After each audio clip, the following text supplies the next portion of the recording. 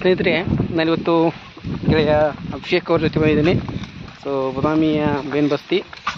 So ನೋಡ್ತಾ ಇದ್ದೀರಿ, ಬದಾಮಿ ಬೇನ್ ಬಸ್ತಿಯ ಆವರಣದಲ್ಲಿರುವಂಥ ವಸ್ತು ಸಂಗ್ರಹದಲ್ಲಿದ್ದೀವಿ. ಸೊ ಈಗಾಗಲೇ ಭೂತನಾಥ ಟೆಂಪಲ್ಗೆ ಹೋಗ್ತಾ ಇದ್ದೀವಿ. ಸೊ ಗೆಳೆಯ ಏನು ಹೇಳ್ತಿಪ್ಪ? ಅವ ಮಾತ್ರಕ್ಕೆ ಹಿಂದಿರ್ತಾನ ಇರಲಿ. ಸೊ